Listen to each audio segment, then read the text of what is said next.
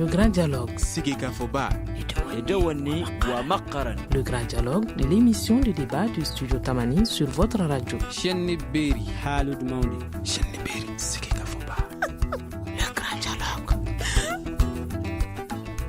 Le rôle du citoyen dans le développement de la communauté et l'amélioration de la livraison des services sociaux de base, c'est le thème du grand dialogue de ce soir. Où en sommes-nous avec la décentralisation des services sociaux de base? Aujourd'hui, quel est le taux de participation citoyenne? Quel est le rôle du citoyen dans le développement de la communauté? Nos invités, Boubacar Ba, ancien maire de la commune 5 au téléphone, Hafizou Touré, président du réseau Yala African Youth for Leadership and Action, Abdoulaye Keïta, sociologue, je suis Mohamedou Touré. Le grand dialogue.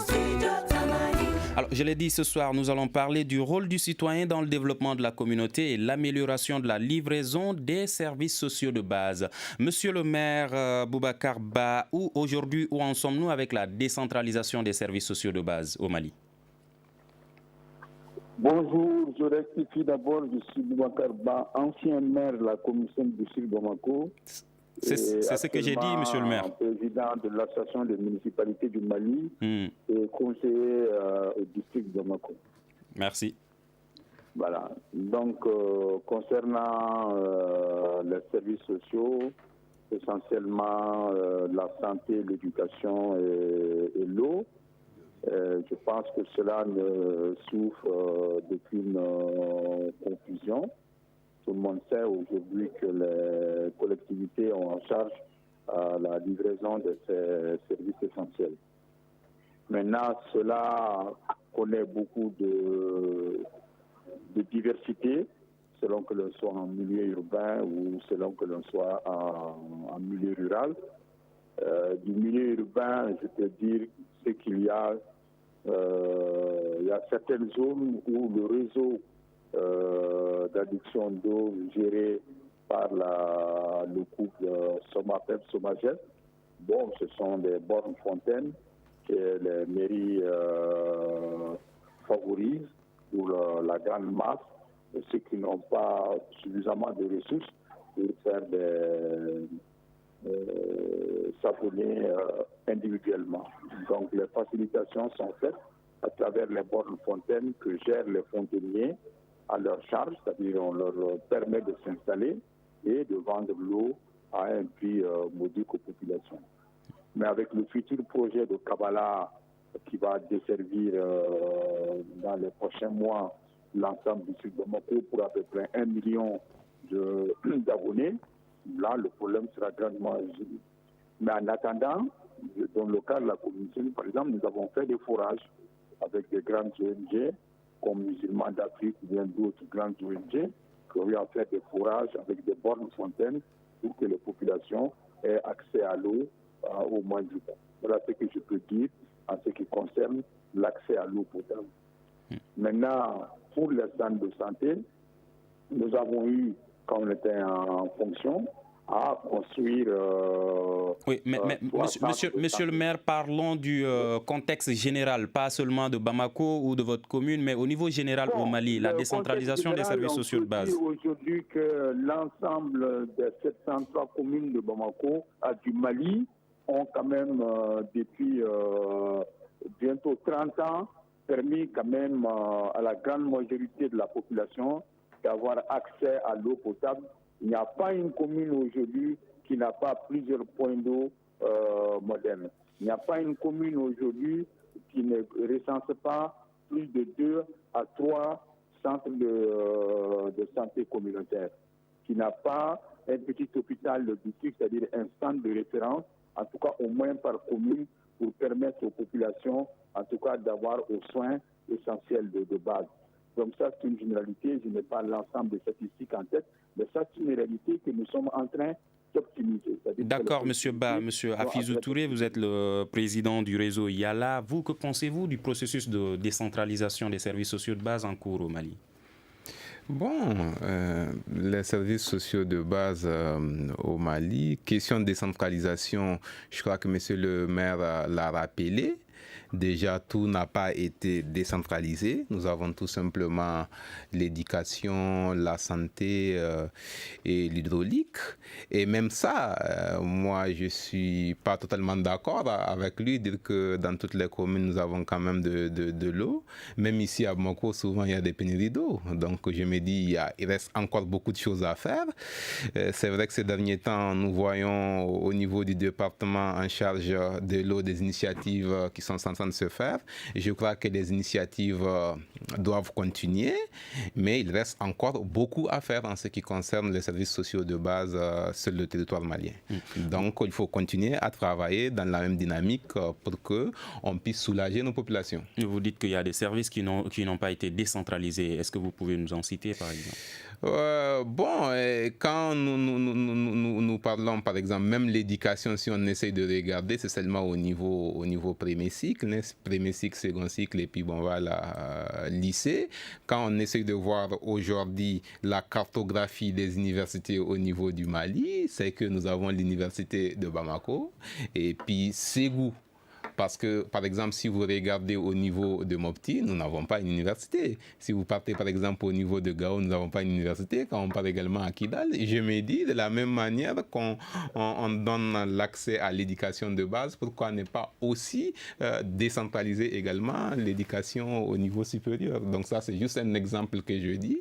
Et je me dis qu'il reste encore beaucoup d'efforts à faire dans ce cadre de la décentralisation et aussi de la déconcentration de différents services. Monsieur Abdoulaye Keïta, vous êtes sociologue, que pensez-vous de cette décentralisation des services sociaux de base au Mali? Bon, voilà, chers téléspectateurs ou chers auditeurs, donc je salue tout le monde.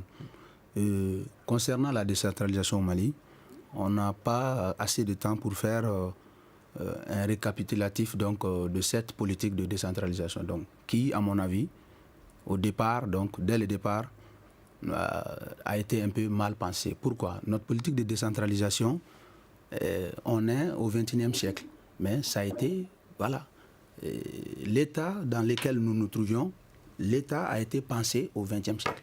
Donc ça, c'est un premier problème. Mais comme les choses étant telles qu'elles sont, nous devrons faire face aux problématiques actuelles. Donc, vous pensez que le processus de décentralisation, le projet n'est pas adapté au contexte actuel du Mali? L'état dans lequel nous nous trouvions a été pensé au XXe siècle. Donc, c'est cette forme d'État qui continue dans nos pays. Donc, raison pour laquelle le processus de décentralisation a été confronté à plusieurs difficultés. Donc, elle a été mal comprise. Donc, notamment, le collègue Afis vient de le dire, donc, il n'y a pas d'université dans nos régions. Donc, là où il y a le plus grand nombre, tel que la région de Sikasso, la plus peuplée du Mali, les enfants sont obligés de venir échouer à Bamako, faute de logement, faute de structures d'accueil. Donc comme ça, c'est un frein naturellement au développement de l'éducation au Mali, à l'accès au savoir. Donc concernant l'eau potable, donc des efforts sont en train de se faire, mais en réalité, on a un défi à relever. Donc le Malien n'a pas accès à l'eau potable en réalité, parce que même à Bamako, c'est un débit qui est faible. Voilà. Monsieur le maire, est-ce que vous êtes d'accord avec Monsieur Keïta par rapport à cet état de fait? Lui, il pense que le contexte, le processus de décentralisation n'est pas adapté au contexte malien actuel. Je crois qu'il faut un peu avoir les pieds sur terre. Quand nous avons lancé relancé ce processus, je regrette peut-être que vous êtes trop jeune pour connaître l'histoire politique du Mali. Le processus de décentralisation au Mali a été lancé depuis les années 60 par le président Modibo Keïta. La première chambre régionale, l'Assemblée régionale de Gao est là, c'est le témoignage éloquent que les pères fondateurs avaient pensé à la décentralisation pour que le pouvoir soit géré dans sa proximité avec l'ensemble des populations. Malheureusement, le président Modibo n'a pas eu le temps d'inaugurer. Il y a eu le coup d'État de 68 qui a freiné pendant 25 ans le processus de décentralisation au Mali. Un. De deux, quand le président Alpha Oumar Konaré a lancé le processus de décentralisation après qu'on y ait pensé au moment de la conférence nationale, reportez-vous au document de la conférence nationale, le problème a été posé là-bas et la constitution de 92 a pris cela en compte. Donc, il y a eu une vision politique et la mission de décentralisation pour aller très vite a eu à réfléchir sur ça pendant 5 ans, où il y a eu un débat sur l'ensemble du territoire national à travers le processus des crèmes et des glams pour demander à toutes les populations, non pas à des bureaucrates d'aller installer des communes, mais que les populations elles-mêmes se prononcent sur le processus. Donc ce processus a bel et bien existé pendant 5 ans. Dans aucun pays du monde, on s'est assis pendant 5 ans pour dialoguer et de dire qui veut aller avec qui. Et cela a eu l'adhésion de la majorité, je ne dis pas de l'unanimité de la population, parce qu'il y a encore des villages, au moment où je parle, qui n'ont pas accepté de travailler dans telle ou telle commune. Donc ça, ce sont les quelques insuffisances peut-être même mineures. Donc les populations ont réfléchi sur le processus de décentralisation. Mais comme c'est une construction humaine, elle n'est pas parfaite. Nous avons fait des évaluations en 2011, en 2012 et en 2013 pour montrer ces insuffisances et proposer des solutions. En disant maintenant, il faudrait, que du point de vue académique, les citoyens s'engagent, que la gestion soit confiée à des gens qui ont une certaine capacité à appréhender les questions. Maintenant, vous avez parlé des problèmes d'enseignement supérieur. Dans aucun pays du monde, sauf les pays libéraux comme les États-Unis, l'enseignement supérieur n'a jamais été totalement décentralisé et laissé à la discrétion des communes, ni des cercles, mais plutôt partiellement des régions, parce que c'est des investissements très importants qui ne sont pas à la portée. Oui, mais en parlant des régions également, aujourd'hui, toutes les régions du Mali n'ont pas leur université. C'est la région de Ségou seulement qui a une université. Les universités dépendent de l'État central. Et l'État, un pays où vous ne payez pas vos impôts, le taux de fiscalisation du Mali... Est-ce que vous voulez dire que les autres régions ne payent pas leurs impôts? C'est pour ça qu'elles n'ont pas d'université. Quand vous voulez des investissements, il faut payer. Vous ne pouvez pas, comme dit Kizerbo, demander à l'étranger de vous payer votre enseignement supérieur. Il faut que les populations, que les cadres au Mali soient conscients que... Oui, monsieur Ba, ma question est que, est-ce que vous pensez que c'est parce que les autres régions, notamment Tombouctou, Sikasso, Gao, ne payent pas leurs impôts, c'est pour ça qu'elles n'ont pas encore d'université? Ça relève de l'État central. Ça ne relève pas de la région de Tombouctou. Ça ne relève pas de la région de Mopti. C'est une prérogative qui n'est pas encore laissée à la discrétion des régions. D'accord. Monsieur Keïta veut réagir par rapport à ces propos. Allez-y. Oui. Concernant la décentralisation de l'enseignement, de l'éducation, même si on prend l'enseignement de base, il y a beaucoup de nos communautés qui ont des difficultés à gérer les écoles communautaires. Ce qu'on appelle les écoles communautaires où les populations elles-mêmes contribuent à faciliter le fonctionnement de ces écoles. Donc, on a beaucoup de cas dans nos villages où il y a le manque d'enseignants, l'enseignement n'est pas de qualité, où il n'y a aucune motivation pour que l'enseignant puisse rester sur place dans nos terroirs, dans nos milieux ruraux, parce que c'est quelqu'un qui est natif d'une grande ville peut-être, mais qui ne va pas accepter d'être éternellement dans un village où il n'y a pas d'électricité, où il n'y a pas d'eau potable, où il n'y a pas les structures de base pour que la jeunesse puisse s'épanouir, lire par exemple et se distraire. Donc on ne va pas faire le débat sur l'université parce que dans ma façon de voir les choses, ça, alors, avant de parler du rôle du citoyen dans le développement de la communauté, aujourd'hui, est-ce qu'on connaît le taux de participation citoyenne? Le taux de participation citoyenne, je n'ai pas de chiffres là-dessus parce que en réalité, je me pose la question d'abord, qui est citoyen? Donc on a le droit à la citoyenneté. Donc le citoyen, c'est quelqu'un qui est actif. Il peut être inactif, mais le citoyen a son mot à dire donc, dans la gestion donc, des affaires nationales, donc des affaires concernant son État, sa société. Donc il peut contribuer à changer. Le droit à la citoyenneté, par exemple, le droit de vote, nous permet donc d'exprimer ce qu'on pense de la politique nationale, par exemple. Afizou, je ne vous oublie pas. Monsieur le maire, est-ce que vous connaissez le taux de participation citoyenne à ce jour? Il n'y a pas de taux de citoyenneté absolu. Le taux de participation, ça dépend des événements. Si vous prenez les élections, il est certain que dans certaines zones, on vote plus que d'autres. À Bamako, par exemple, le taux de participation aux élections est inférieur à 25%, pendant que c'est des taux qui atteignent 50-60% dans les zones centrales et dans les zones du Nord. Donc, tout est une question de perception du pouvoir par le citoyen.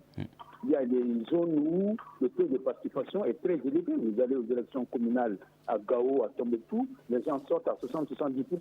À Bamako, dans ma commune, la dernière élection, c'était 17%. Et puis donc, on n'a pas la même perception du pouvoir. Donc, la citoyenneté s'interroge par rapport à ça.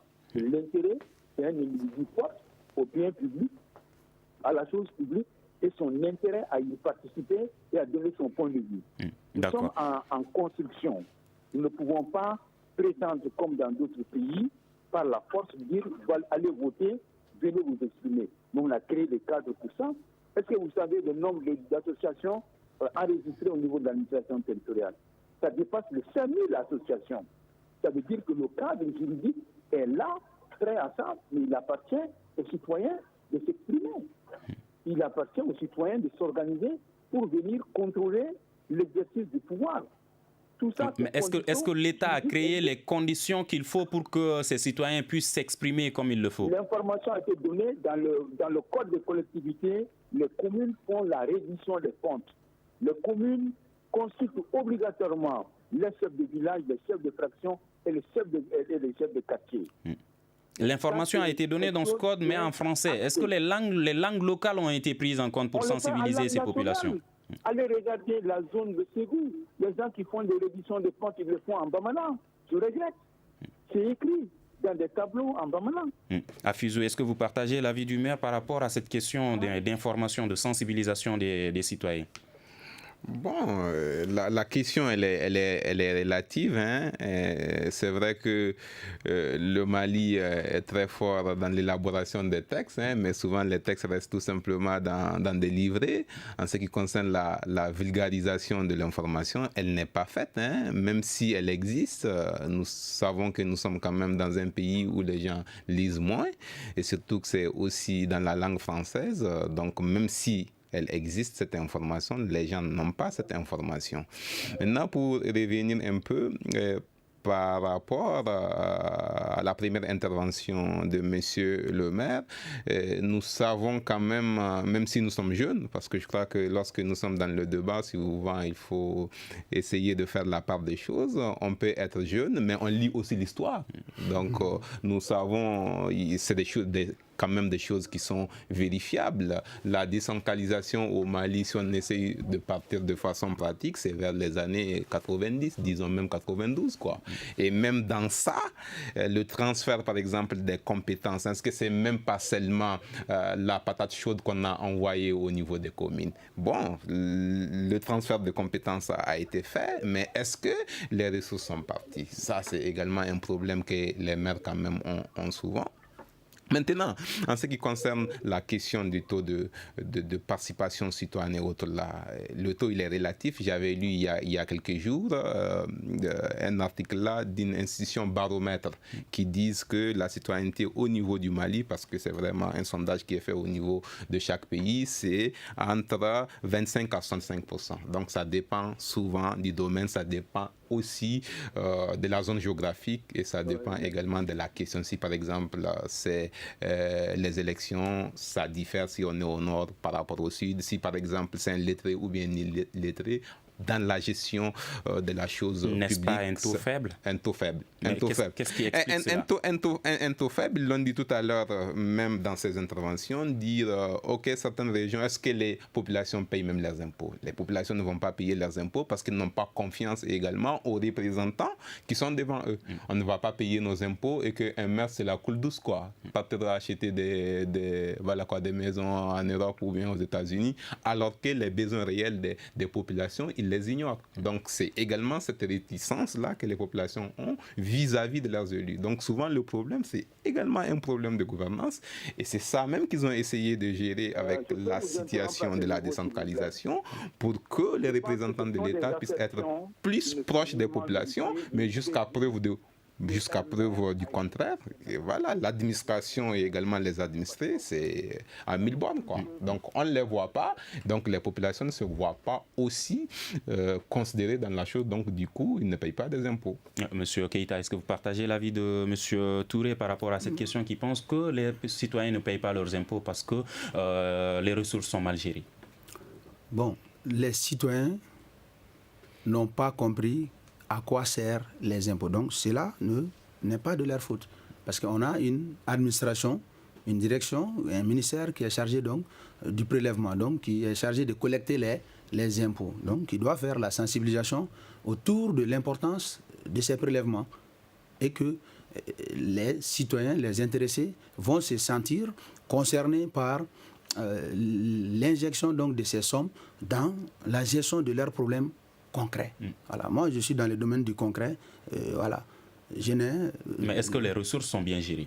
Bon, quant à la gestion des ressources, donc, c'est à l'État centralisateur. Comme mon collègue Hafiz Koné vient de le dire, donc, notre système de décentralisation, donc, on parle de décentrer, donc de déconcentrer. Bamako étant la capitale, on délègue le pouvoir aux autres communes, les 703 communes. Donc, mais ça n'a pas été accompagné par les compétences humaines, les compétences en termes financiers.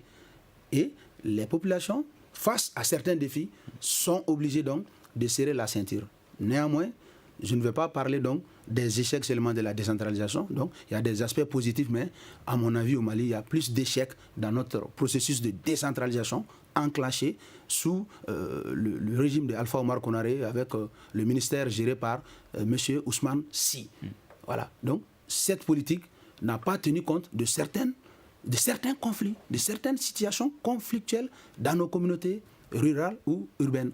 Et cela ne nous empêche pas de corriger ces erreurs, notamment les conflits fonciers. En 2010, le président Amadou Toumani Touré a fait l'état général sur le foncier. Au Mali, dans toutes les communes, il n'y a que des problèmes fonciers qui surgissent dans les tribunaux. C'est lié à la mauvaise gestion, voilà, de ce problème foncier par le processus engagé par la décentralisation. Les maires vont attribuer les terres, le chef de village va attribuer les terres, le domaine va attribuer les terres parce que la terre appartient au domaine de l'État. Alors, on a 3 personnes qui ont le droit de nous attribuer les terres. Donc, naturellement, les conflits. Voilà. Vous voulez réagir? Oui, je voudrais réagir par rapport. Quand on essaie de voir même le système de répartition, toutes les ressources du Mali, les 80% sont mangées à Bamako. Bon, mais justement, c'est ça également le problème. Je prends un exemple. Tous les jours, les gens sont en train de crier là-dessus. Prenons par exemple, de Mopti jusqu'à Gao, il n'y a pas de route. Pendant combien d'années? Qu'est-ce qu'on fait? Donc je me dis, les gens, les représentants en fait de l'État, c'est juste ils travaillent pour leur confort. Donc on ne voit pas... Est-ce que c'est parce que l'État ne s'en occupe pas ou c'est parce que les citoyens, la population ne paye pas leurs impôts? Non, tu sais, un citoyen, c'est quoi? C'est une personne qui est dans un état d'où il ressort et qui a des droits et des devoirs. Donc si les droits fondamentaux du citoyen ne sont pas déjà posés, il ne voit pas comment il va faire des devoirs. Même s'il paye les impôts, j'ai dit, si on paye nos impôts et qu'on va voir qu'ici on a la CI 2000 en train de se faire construire tout simplement un étage. Est-ce qu'on va, ça va motiver certains à le faire? On ne le voit pas. Et même ici à Bamako, je donne un exemple. Monsieur le maire, les maires sont accusés de mal gérer les ressources de l'État. Quelle réponse avez-vous? Écoutez, moi, je ne parle pas de généralité, je parle de faits vécus. Un maire est sous le contrôle de plusieurs inspections. Et qu'on me fasse la preuve que des documents avérés sont là pour montrer que tel maire a été construire un immeuble à la CI 2000. Je pense qu'il faut avoir les pieds sur terre. Aujourd'hui, nous avons une administration délocalisée, une fonction publique territoriale des collectivités de 50 000 membres qui, en moins de 20 ans, sont en train de faire leurs preuves en tant qu'enseignants, en tant qu'agents du corps sanitaire, en tant que simple service technique. Ce qui est de la déconcentration et du transfert des autres, ce décret a été pris le 31 décembre 2016 et les services sont en train de se redéployer sur le terrain pour atteindre l'identification et rendre les services publics aussi efficaces que possible et à la dimension et à la capacité du pays. Donc mettons les choses à l'endroit. Alors monsieur le maire, qu'est-ce qui freine le développement des communautés aujourd'hui? Les communes ont déployé des capacités. Non seulement en termes de gestion, parce que c'est une décentralisation qui a moins de 30 ans d'âge, donc un âge adulte, pendant que d'autres, dans d'autres pays auxquels on veut nous comparer, ont 50 ans ou 100 ans de décentralisation, de gestion de proximité des ressources humaines en rapport. Nous sommes en train de tout faire simultanément. Il y a des erreurs. Mais ayons les pieds sur terre, que ceux des citoyens, justement, quand on dit citoyen, c'est la personne qui n'est pas indifférente à ce qui se passe. C'est la personne qui revendique, c'est la personne qui conteste, mais c'est la personne également qui construit. Donc, qui est consciente de ses droits, mais également de ses obligations. C'est pourquoi j'ai dit, quand vous posez des problèmes de ressources, il dit, mais quel que soit le pays, il faudrait que nous ayons une capacité de prélèvement au moins de 30%, c'est-à-dire d'aller à un taux de fiscalisation assez conséquent pour assumer notre indépendance. Vous n'allez pas dire à un pays étranger, va me construire une université dans telle zone, parce que moi je le veux. Oui, mais monsieur le maire, pour poser ces devoirs, il faudrait également que les droits soient respectés, comme l'a souligné tout de suite monsieur Touré. Est-ce que cela également est effectif? Monsieur le maire, monsieur Ba, localement au maire. Monsieur Ba, oui, je disais tout de suite, pour que ces citoyens puissent également poser des actes, il faudrait que leurs droits également soient respectés. Est-ce que cela est effectif? Cela est fait. Allez voir en commune 5. Nous avons créé... En commune 5, c'est toujours à Bamako. Là, on parle du Mali en profondeur. J'habite, à titre d'information, j'habite en commune 5. Voilà, ça fait 7 ans, 8 ans, je suis en commune 5. Voilà, Daoudabougou, Tourokorabougou. Voilà, je suis non loin de la mairie de la commune 5. Oui.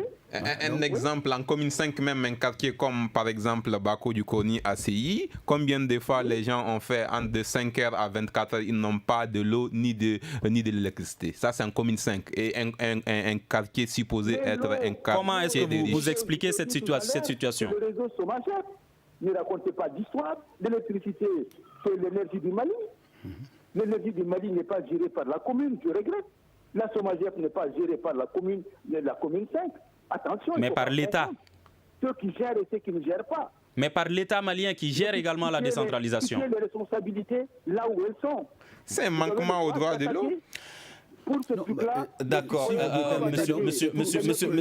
Monsieur Keïta, est-ce que le citoyen également joue son rôle? Voilà, donc question pertinente. Voilà.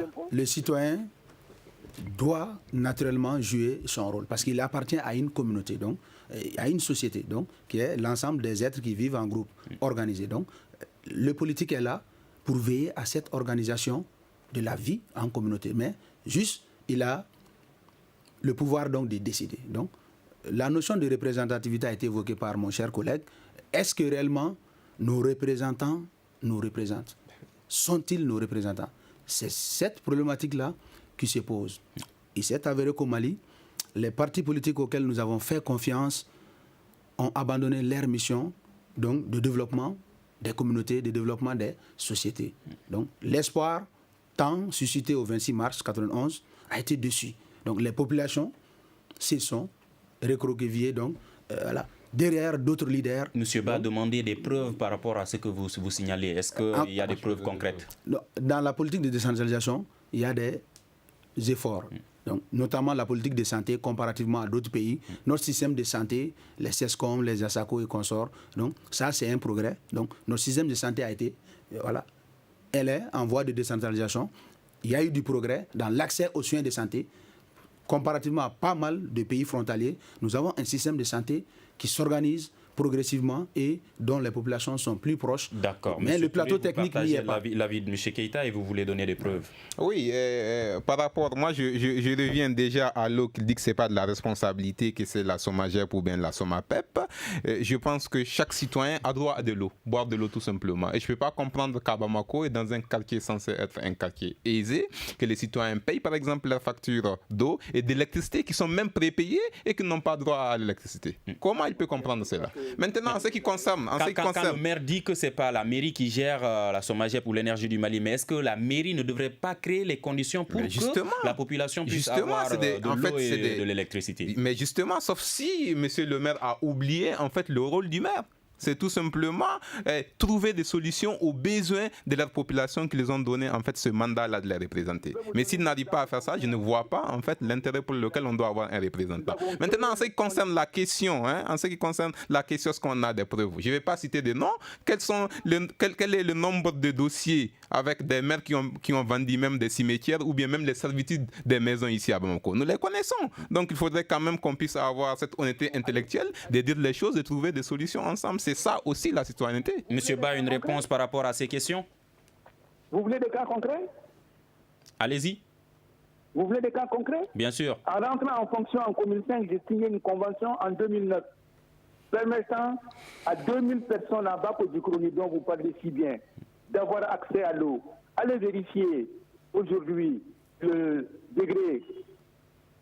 Monsieur le maire, juste une petite précision, c'est pas vous, monsieur le maire, qui est. On n'indexe pas monsieur Ba, le maire, l'ancien maire de la commune 5, mais les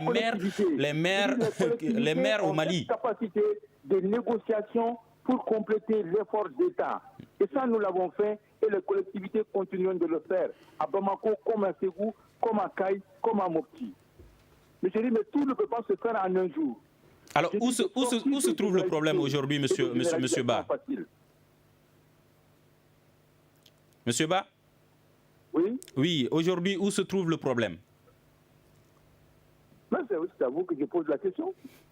C'est moi qui pose les questions ici, monsieur Ba. Alors, aujourd'hui, parlez-nous du rôle du citoyen dans le développement de la communauté. Le rôle du citoyen, c'est de ne pas être indifférent. C'est-à-dire d'interpeller, d'assumer ses devoirs, mais également revendiquer ses droits continuellement. Et dans cet esprit, c'est pourquoi l'État a créé les conditions en disant obligatoirement,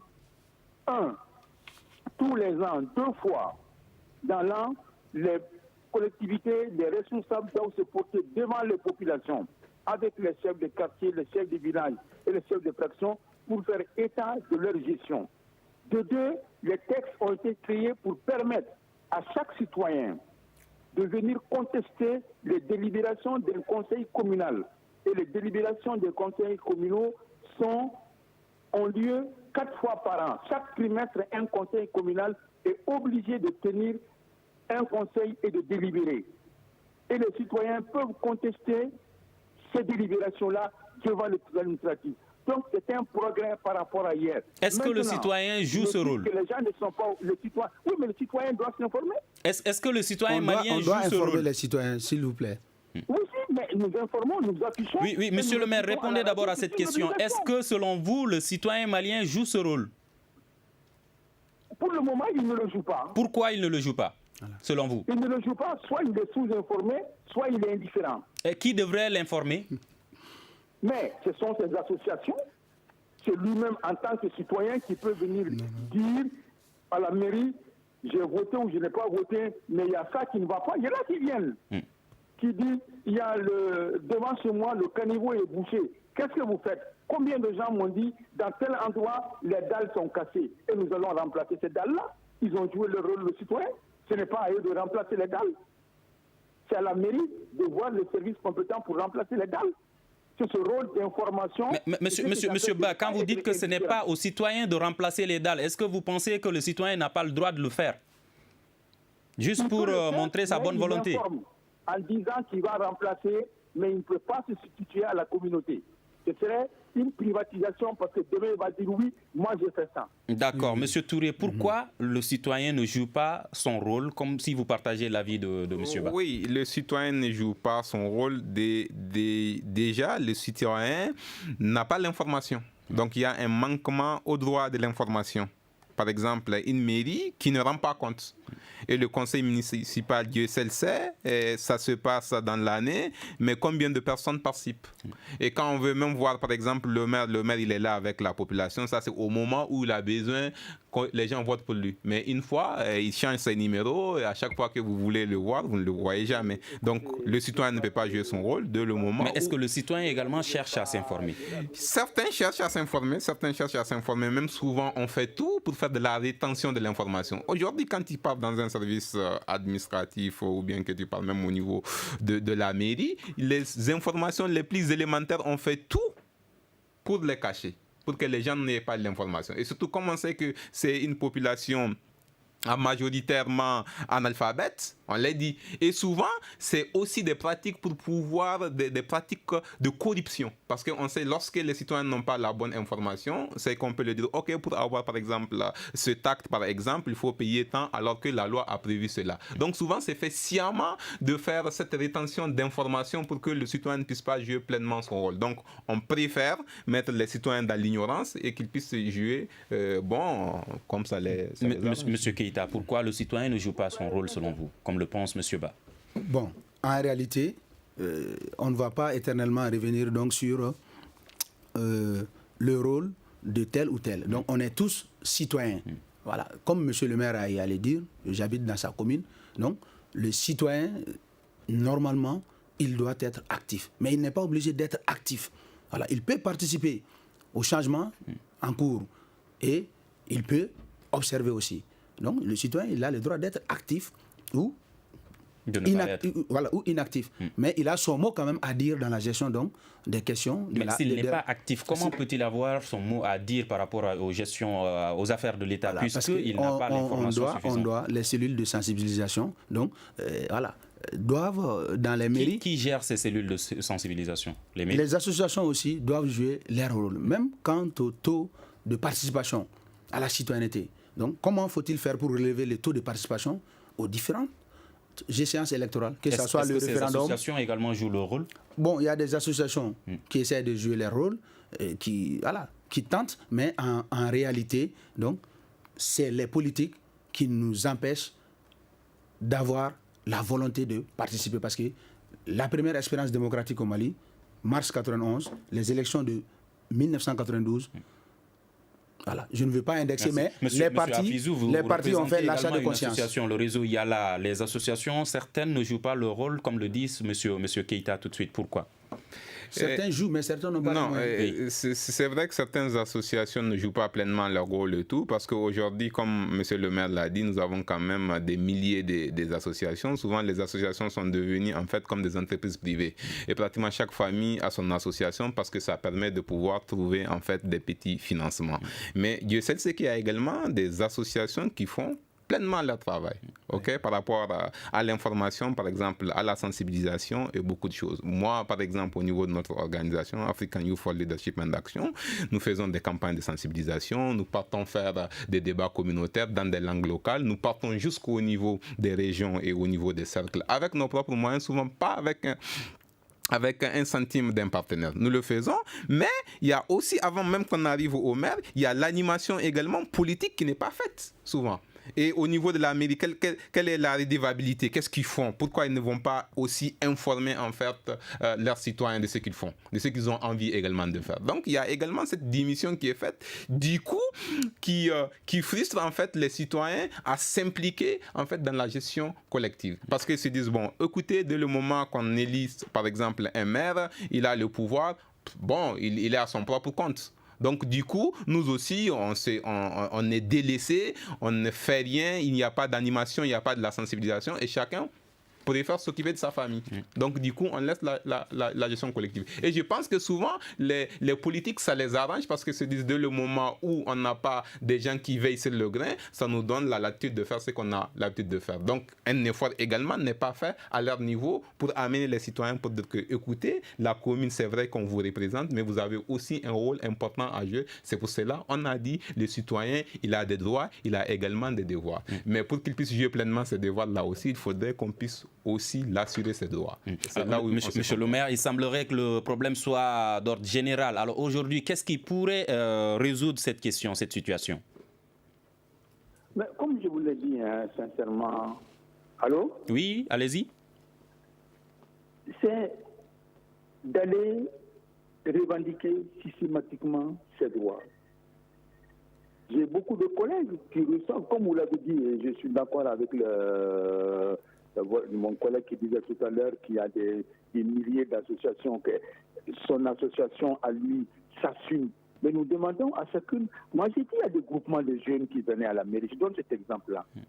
J'ai dit, mais vous voulez contrôler l'action communale? Mais c'est simple. Venez assister au conseil. La loi vous l'autorise, mais vous ne pouvez pas parler. Mais par contre, vous pouvez interpeller par écrit devant le tribunal administratif sur n'importe quel acte. Alors, monsieur le maire, vous demandez aux citoyens d'être actifs, d'aller chercher l'information. Vous demandez aux organisations, aux associations d'interpeller. Mais qu'est-ce que les maires, l'État doit faire? Prenez le moindre village à équilibrer, bien gérer chaque catégorie de jeunes, de femmes, d'adultes a un rôle précis à jouer. Et si la loi a autorisé, a permis justement dans l'expression démocratique qu'il y ait des milliers d'associations, c'est que ces associations ont des objectifs bien précis. De la défense de leurs intérêts, ils ont estimé que telle chose, ils vont faire de l'animation en matière de santé, ils vont faire de l'animation en matière d'éducation, ils vont faire de l'animation en termes d'assainissement, ils vont faire dans tel domaine varié. Mais toutes ces associations ont un accès à l'édifice public qui est la mairie. D'accord, monsieur Ba. Alors, monsieur Afizou, qu'est-ce qui pourrait changer la situation? Qu'est-ce qui pourrait résoudre la question? Non, ce qui pourrait résoudre la question, il faut comprendre également que la responsabilité, elle est partagée. Hein. Donc ça, j'en veux pas seulement à nos élus, nous en tant que citoyens, de prendre déjà des bons élus qui peuvent vraiment nous représenter et qui peuvent proposer des solutions à nos besoins. Nous aussi, en tant que citoyens, il faut qu'on puisse être des citoyens engagés et également des citoyens qui participent à la gestion collective. Donc chercher l'information pour ceux qui peuvent également vulgariser l'information pour qu'un certain nombre de personnes aussi puissent avoir l'information et connaître leurs droits et leurs devoirs. Et lorsque leurs droits sont violés, d'interpeller et de dénoncer. Je crois que c'est ça, surtout les associations de jeunes, c'est ce qu'ils doivent normalement jouer en tant que bons citoyens. Et l'État, qu'est-ce qu'il devrait faire? L'État doit créer le cadre. L'État doit créer le cadre pour que ces organisations, ces citoyens puissent jouir déjà de leurs droits et également faire de telle sorte qu'ils puissent aussi faire leurs devoirs. Et accéder aux services sociaux de base et à l'information à temps. Monsieur Keïta? Oui, voilà. Ce n'est pas pour faire des critiques stériles, mais on est là, on est dans un débat, donc on doit faire une critique constructive. Donc, monsieur le maire, président de l'Association des municipalités du Mali, la question de l'assainissement dont il vient de parler est un problème qui est dans toutes les communes du Mali. Donc, on ne va pas revenir donc sur ce débat de l'assainissement. Donc, les politiques nationales de l'assainissement, le régime de Modibo Keïta, Moussa, ATT, Alpha, ainsi de suite, le droit à l'assainissement, il est là. Les quartiers font eux-mêmes leur puisard. Mais la mairie a une cellule de l'assainissement, et ainsi de suite. Mais en réalité, on doit permettre aux populations de créer des formes de solidarité, traditionnelles ou voire modernes, tout en leur donnant les informations nécessaires concernant, par exemple, l'avantage d'avoir un puisard chez soi. Dans la commune 5. Pensez-vous que la situation va changer les maires peuvent contribuer. En 2018, par exemple? Quelle situation, par exemple? La situation dans laquelle nous nous trouvons, où on dénonce un faible taux de participation citoyenne. Non, le taux de participation citoyenne, il y a l'association pour le relèvement du taux de participation. Donc, c'est une association qu'un ami gère, donc il s'appelle Bissiri. Mais cette association a du mal quand même à faire son travail. Alors, le grand dialogue de ce soir réfléchissait sur le rôle du citoyen dans le développement de la communauté et l'amélioration de la livraison des services sociaux de base. Nos invités, Boubacar Ba, ancien maire de la commune 5, Afizou Touré, président du réseau Yala African Youth for Leadership and Action, et Abdoulaye Keïta, sociologue. Débat réalisé par Ibrahim Aran Diallo, à la mise en onde de Seydou, à la régie vidéo Peting Diara, Mohamedou Touré l'a présenté, et à demain pour un prochain numéro. Merci. Le grand dialogue. Le grand dialogue de l'émission de débat du studio Tamani sur votre radio.